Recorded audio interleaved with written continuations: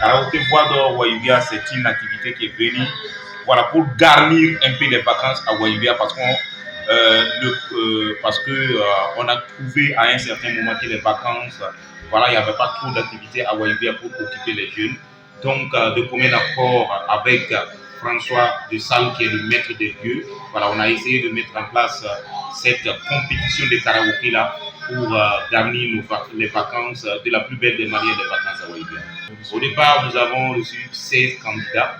16 candidats, voilà, et après les manches éliminatoires, on va s'en sortir avec 8 qui vont aller en demi-finale. Et voilà, on va aller en finale avec 4 candidats. Nous voulons, voilà, faire valoir un peu le talent des jeunes de Wayibia en matière de chant, voilà, et dénicher voilà, vraiment des talents, et qui sait que par Karaoké Voix d'Or Wayibia, un jour on aurait, voilà, peut-être de Michael Jackson. En général, le niveau est très bon et même très bien.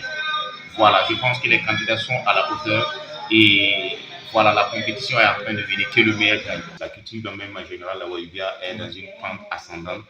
Donc, c'est pour rehausser le niveau que nous sommes là et nous allons pouvoir la rehausser ensemble. Non, il y a des chansons imposées et pour les manches éliminatoires, voilà, il y a eu le truc de Casse.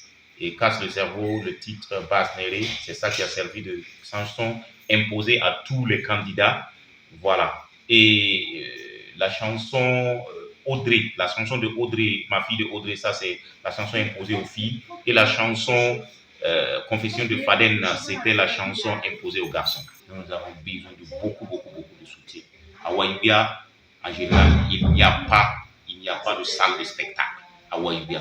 Et ça, si on gagne une salle de spectacle dans les normes internationales, vous pouvez aussi valoriser notre culture parce que sans salle de spectacle, on ne peut rien faire. Et nous sommes en train de préparer la troisième manche ce soir là même. Et donc, du coup, nous avons déjà fait 2 manches. Compte tenu de la sécurité, de la situation sécuritaire de notre pays, cela nous a conduit à 2 reports suite aux malheureux événements. Et donc, l'objectif en fait de cette organisation est d'abord d'égayer la population de Wayibia, en l'occurrence la jeunesse, pour dire que malgré ce que nous subissons malheureusement dans notre pays, nous n'arrêterons pas de vivre. Nous allons vivre toujours dans la joie, dans la gaieté, dans la quiétude, pour, entre autres, ne pas dire que nous cédons à une faiblesse.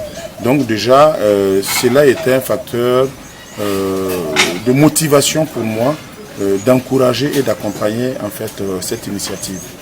Alors donc du coup, aujourd'hui nous sommes à la dernière phase de présélection pour qu'on échange valeureusement justement de ce qui concerne la vie de Guest Lounge. Pour encourager mes jeunes frères amateurs de la musique et de la culture, j'ai décidé de les accompagner avec des minables prix, j'allais dire, et dont le premier prix est d'une bourse de 500 000 francs CFA et le deuxième justement une moto. Et donc pour le reste, nous avons prévu des primes d'encouragement pour les autres candidats. Cet événement nous permettrait peut-être de permettre à certains jeunes d'engranger la vie artistique. Et comme je le disais tout à l'heure, actuellement nous sommes à la taille régionale, mais nous souhaiterions que ce karaoké puisse prendre une autre tournure, voire nationale, sinon qu'internationale. Que des gens d'autres pays se retrouvent au Yatenga ici pour prendre part en fait au karaoké La Voix d'Or du Yatenga. Tel est notre souhait, tels sont nos voeux. Et nous allons œuvrer à ce que cela se passe. À côté de ça, d'aucuns ont voulu savoir quelles sont les motivations qui m'ont amené à ouvrir ce restaurant dans la cité du Yatenga. Je dirais d'abord que c'est chez moi et c'est compte tenu de certaines failles que j'ai remarquées sur le plan de la restauration, sur le plan de certaines prestations, que je me suis donné l'idée de venir ouvrir ce restaurant pour accompagner sur le plan gastronomique, j'allais dire, la population du Yatenga. Je me souviens de ce moment quand on